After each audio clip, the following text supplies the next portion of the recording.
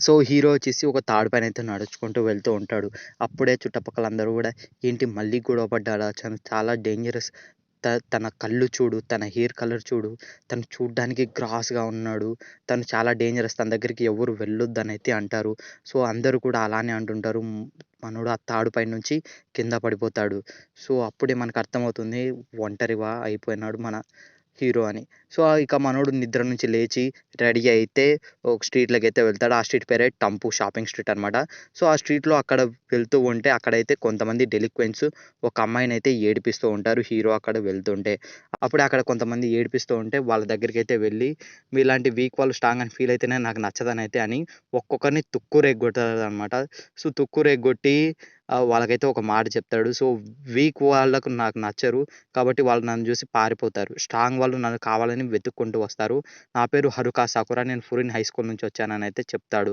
అప్పుడే ఆ అమ్మాయి వచ్చి థాంక్స్ చెప్తుంది. థాంక్స్ చెప్తే మనోడొచ్చేసి సుందరేలాగా మారిపోయి నిన్ను కావాలని సేవ్ చేయలేదు. వాళ్ళు నాకు నచ్చక కొట్టానని అయితే అంటాడు. అప్పుడే ఆ అమ్మాయి నీకు ఆకలైతుందా? దా నా రెస్టారెంట్‌లో ఫుడ్ పెడతానైతే అంటుంది. సో ఆ అమ్మాయి ఇలా అడుగుతుంది. నేనిక్కడ ఎప్పుడు చూడలేదే అంటే అవునవును నేనొక వైడోని అని అయితే అంటాడు. ఆ అమ్మాయి ఉండి అలా కాదు నా నార్మల్ పీపుల్ ఈ స్ట్రీట్‌లోకి రారు. ఎందుకంటే ఇంతకుముందు ఇక్కడంతా కూడా డెలిక్వెన్సీ ఎప్పుడు చూసినా ఫైట్‌లే జరిగేది అని అయితే అంటాడు. హీరోకొస్తే అస్సలు అర్థం కాదనమాట. ఎందుకు ఈ అమ్మాయి నాతో ఇంత ఇంత బాగా మాట్లాడుతుంది అని. అక్కడ మాట్లాడుతూ నా పేరు తచిబానా కొటాహా. అవును ముందు ఉండు నీ నీ నీ హెయిర్ కలరు డిఫరెంట్‌గా ఉంది సగం. అండ్ అలాగే నీ కళ్ళు కూడా చూడ్డానికి డిఫరెంట్‌గా ఉన్నాయి. అంటే అవునవును నేనొక వైట్ డౌన్ అంటే లేదు లేదు నాకిది అలవాటే చాలా మందిని చూశానైతే అంటాడు. అప్పుడే అక్కడైతే ఒక ముసలాయన నేను టేబుల్ పైన పెట్టి వెళ్ళిపోతా అనైతే అంటాడు. అప్పుడు హీరో ఉండి మీరు మీ బ్యాగ్‌ని మర్చిపోయారనైతే ఆ పెద్దాయనకైతే ఆ బ్యాగ్ అయితే ఇస్తాడనమాట. సో ఆ బ్యాగ్ ఇచ్చి సో తిరిగి వెళ్ళిపోతూ ఉండగా మనోడికైతే గుర్తుకొస్తుంది.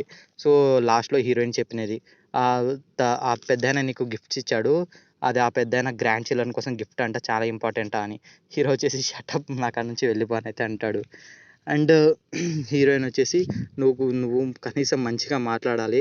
చేస్తే వాళ్ళు నీకు అందరూ కూడా థాంక్స్ చెప్తారు అనైతే అంటాడు. నేను ఎలాగైనా టాప్‌కి వెళ్తా అందరిని కొట్టి అనైతే అంటాడు.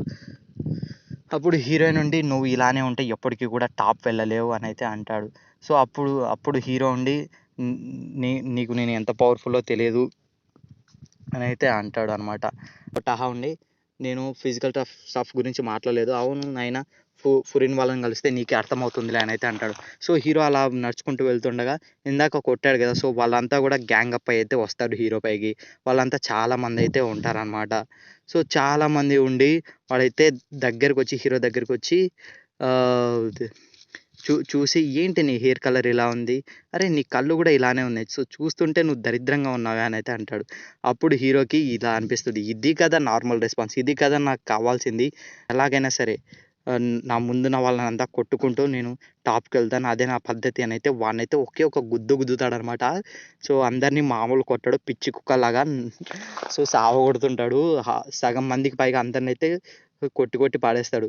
సో అప్పుడే అక్కడ ఒకడైతే పరిగెత్తుకుంటూ వెళ్ళి తచిబానానైతే హోస్టేజ్ కిందైతే తీసుకొనైతే వస్తాడు.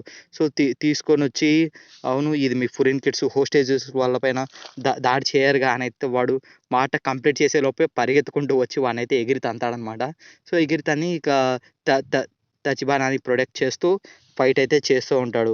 సో అప్పుడైతే సరిగ్గా ఫైట్ చేయలేడనమాట. సో తనని ప్రొటెక్ట్ చేస్తూ అట్ ది సేమ్ అందరిని కొడుతూ సో అందరూ కూడా లేచి మళ్ళా తిరిగొస్తుంటారు. అప్పుడే ఒకడైతే మన సాకురాని కాలు పైనైతే పొడుస్తాడనమాట. సో పొడిచిన వెంటనే మనోడైతే కాలు నొప్పి తీస్తుందని సరిగ్గా ఫైట్ చేయలేడు. అప్పుడే ఇంకోడు సో మెటల్ బ్యాట్ తీసుకొని హీరోనైతే కొట్టడానికైతే వస్తుంటాడు. అప్పుడే అక్కడికి ఫురిన్ హై స్కూల్ నుంచి ఒక సీనియర్ అయితే వస్తూ ఏంటి నువ్వు ఫస్ట్ ఇయరా? చాలా థాంక్స్ నువ్వు ఫస్టే వచ్చి హెల్ప్ చేసినందుకనైతే అంటాడు.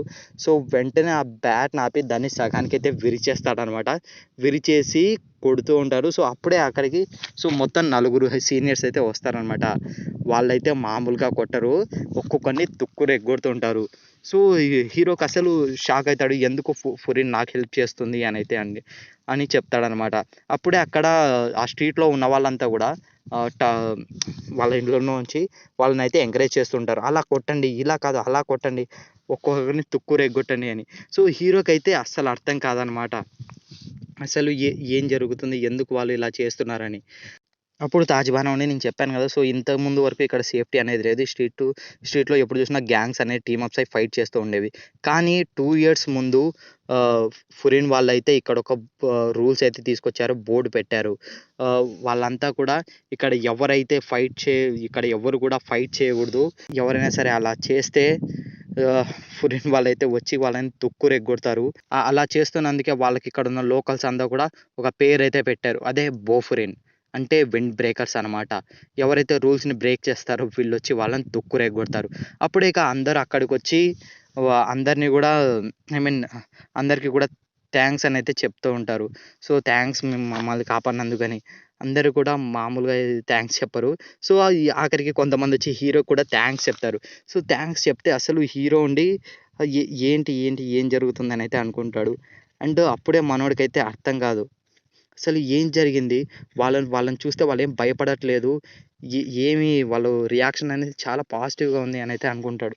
అప్పుడు హీరోకి థాంక్స్ చెప్తే సుందరిలాగా మారిపోయి, "ఏంటి నాకెందుకు థాంక్స్ చెప్తున్నారు?" అది ఇది అనైతే అంటాడు. నాకు వాళ్ళకి నచ్చక కొట్టానని సేమ్ అదే ఎక్స్‌క్యూజ్ అయితే వాడుతూ ఉంటాడు. ఇప్పుడు కొంతమంది ఒక ఆడమొచ్చి, "నీ కాలికి దెబ్బ తగిలింది గదా! ఏది నేను దానికి ట్రీట్ చేస్తాననైతే అంటాడు."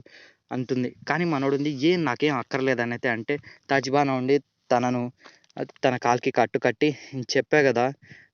నువ్వు ఎప్పుడు చూసినా ఇతరుల పైన ఆధారపడొచ్చు. ఎప్పుడు గూడా ఒక్కనివే ఉండాల్సిన అవసరం లేదనైతే చెప్తుంది. హీరో ఉండి, లేదు అవసరం లేదు నేనొక్కడినే చాలనైతే అంటే, లేచి ఎనకాలైతే వస్తూ ఉంటే అప్పుడు హీరో ఉండి సడెన్‌గా పైకి లేచి, ఏంటి డెలిక్వెన్సీ హీరోలాగా చేయడమా? ఈ అమ్మాయి ఇది చాలా కూల్‌గా ఉందనైతే వాడిని ఒకే ఒక్క ఎగిరి తంతాడనమాట.